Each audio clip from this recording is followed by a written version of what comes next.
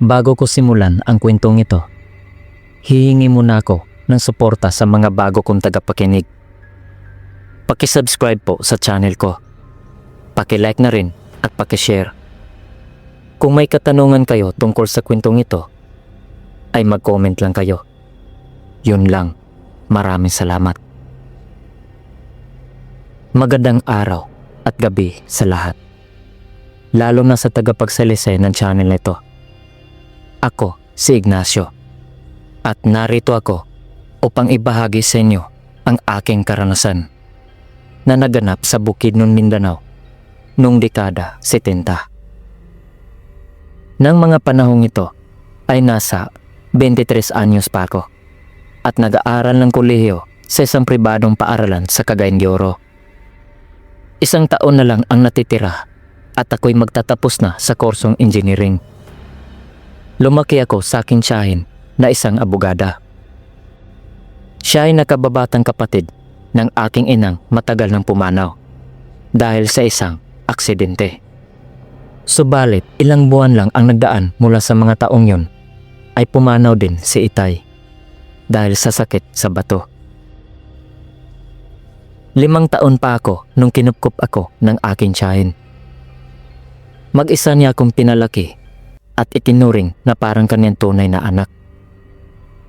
Hindi kailanman nagkaroon ng boyfriend ang tiyahin ko dahil ibang kasarian ang pinili ng kanyang puso. Aaminin ko, tomboy ang tiyahin ko. Pero mama pa rin ang tawag ko sa kanya. Kung titingnan mo siya, hindi mo talaga masasabi na siya ay tomboy dahil hindi niya binago ang style ng kanyang buhok. Mahaba pa rin at matuwid. Pati ang kanyang mga galaw at pananalita at pananamit ay hindi rin niya binago. Isang tanghali, habang sabay kaming kumakain ng kaklase kong si Hernan, seryoso niya akong tinanong kung sasama ba ako sa kanya sa probinsya sa darating na Sabado. Kasi pupunta siya roon para makifiesta sa kanyang malayong kamag-anak. Dahil sa mahilig din ako magpunta sa mga probinsya, agad kong sinabi sa kanya na ako ay sasama. Kasi siguradong papayagan ako ng tiyahin ko. Dahil matagal na niyang kilala si Hernan at alam niya na yun ay mabait at mapagkakatiwalaan. Nang dumating na ang araw na aming pinakahihintay, maaga pa lang pumunta na si Hernan sa bahay. Dala niya ang kanyang motor. Bago ako umalis ng bahay, pinaalalahanan ako ng tiyahin ko na wag akong magpalipas ng gabi doon. Pagdating namin ni Hernan sa tahanan ng kanyang kamag-anak, ay nagpahinga muna kami sa sala dahil medyo malayo rin ang aming nilakbay. Medyo nahiya pa ako ng mga oras na yun dahil kami pa ang mga bisita. Ang bahay ng kanyang kamag-anak ay gawa lamang sa kahoy na tabla, pero ang bubong nito ay gawa na sa yero. Maya-maya, nagtataka si Hernan kasi hindi na nakita ang kanyang mga kamag-anak. Kaya tinanong niya ang 3 babae na nandoon sa kusina kung nasaan ang may-ari ng bahay. Magalang naman silang sumagot na may pinuntahan daw. Ngunit di nila alam kung anong oras uuwi ang mga yon.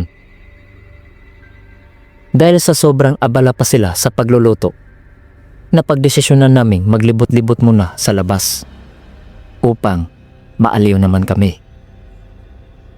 Halos mapuno ng usok ang paligid dahil bawat bakuran ng mga tahanan ay may mga nagluluto.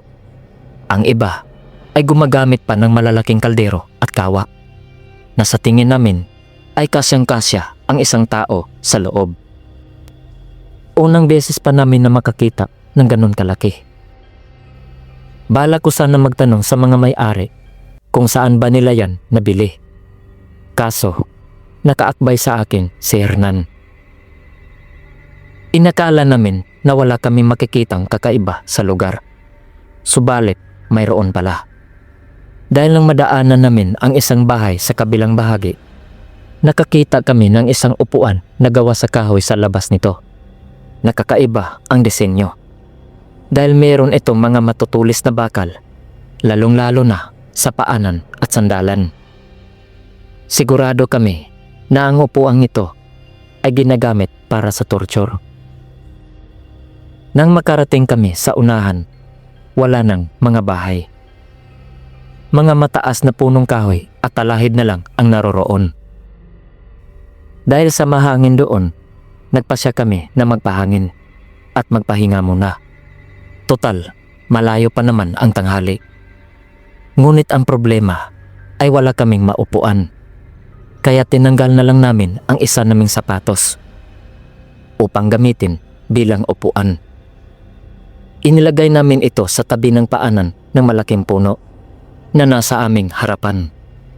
Pag-upo namin ay sumandal din kami sa puno. Di nagtagal, nakaramdam kami ng pagkaantok dahil sa lamig at sariwang hangin na walang humpay. Hanggang sa hindi namin namamalayan na pareho na pala kaming nakatulog. Kasi maya-maya ay may yumanig sa aming balikat. Nang magising kami, sabay kaming napatayo sa gulat. Dahil ang taong gumising sa amin ay halos hindi na makita ang kanyang leeg. Dahil punong-puno ito ng kwintas. At ang ilan nito ay nakita ko na sa mga aklat at palabas. Bago niya kami iniwan, may binitawan siyang salita na di namin alam kung nagsasabi ba siya ng totoo o hindi. Dahil sinabi niya na kung nais pa naming mabuhay ng matagal dito sa mundo, ay umalis na kami sa lugar na ito habang maaga pa. Nung nasa kabahayan na kami, ay masayang-masaya na ang mga tao. May mga nagkakantahan na at nagsasayawan. Ang iba ay panay na ang tawanan at sigawan. Nang tingnan ko ang aking relo, malapit na palang mag-aalas 12. Kaya pinabilis namin ang aming paglalakad dahil baka dumating na ang kanyang mga kamag-anak. Unti-unti naming inalis sa aming isipan ang sinabi ng lalaki dahil ang tingin namin sa kanya ay parang hindi normal ang kanyang pag-iisip. Parang may sarili siyang mundo. Kasi kanina habang siya naglalakad papalayo ay patuloy pa rin siyang nagsasalita. Pagdating namin sa bahay, nagulat kaming dalawa dahil wala pang mga bisita at wala pa rin ang kanyang mga kamag-anak. Ang nandoon lamang ay yung 3 babae na abalang-abala kanina sa kusina. Pagtingin namin sa mesa ay may mga pagkain na palang nakalatag. Kaya kumuha na kami ng plato at kutsara sa kusina. Sa unang subok pa lang namin sa mga pagkain, napangiti na kami. Dahil lahat ay masarap. Di nagtagal, kumuha na rin sila ng kutsara at plato.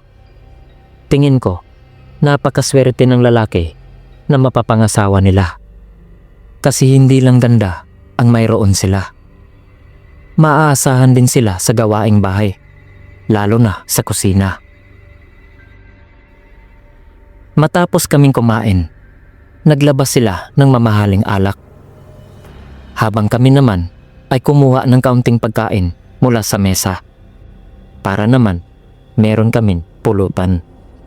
Kasi yun na ang nakasanayan namin ni Hernan na kapag iinom kami ng alak ay kailangan may pulutan. Bago binuksan ni Hernan ang alak, tinanong muna niya ang 3 kung may magagalit ba kapag sila'y iinom. Ang kanilang sagot ay wala naman. Dahil wala naman silang kamag-anak dito. At wala rin silang asawa o kasintahan. Dagdag pa nila na pinatira lang sila rito ng may-ari.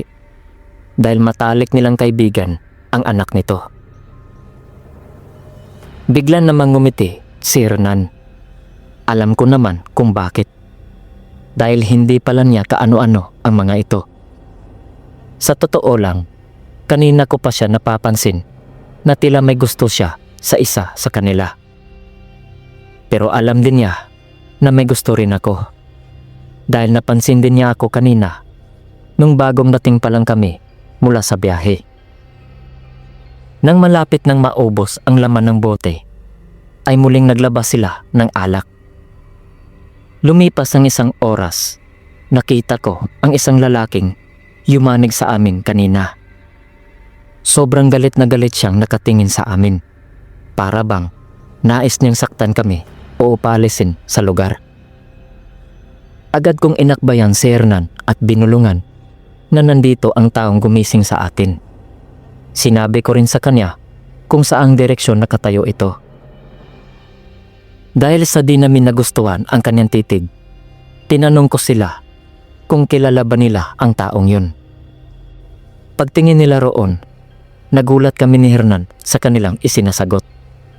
Dahil wala raw silang nakitang tao. Natakot pa yung isa sa kanila at sinabihan pa ako na wag daw akong magbiro ng ganyan.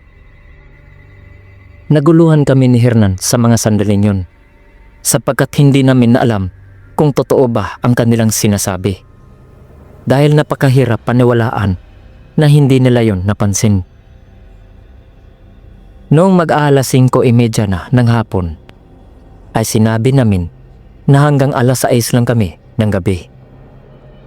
Maya-maya, nang dumating na ang oras, ay nagkaroon kami ng lakas na loob na ipaalam sa kanila kung pwede ba silang ligawan sa susunod na linggo. Ang kanilang sagot ay pwede naman daw. Pero may hiniling sila sa amin na kung maaari ba raw na dito muna kami magpalipas ng gabi para makilala doon nila kami ng lubos. Tinanggap namin na walang pag-aalinlangan ang kanilang hiling. Bahala na kung pagagalitan ako bukas. Basta ang mahalaga ay makuha ko ang loob ng isa sa kanila. Ang aming desisyon na magpalipas ng gabi dito ay isang malaking pagkakamali pala na ginawa namin. Sapagkat nang kami ay matutulog na, nakarinig kami ng 2 putok mula sa labas. Agad naman naming tinungo ang sala upang tingnan kung anong bagay yun. Sigurado kasi na hindi yun putok ng baril. Pagsilip namin sa bintana, hindi kami makapaniwala sa aming nakita. Pareho kaming kinilabutan kasi mayroong bumuta sa mga gulong ng motor ni Hernan. Ito pala ang pumutok. Isang lalaki na may pulang mata at may matutulis na kuko ang bumutas.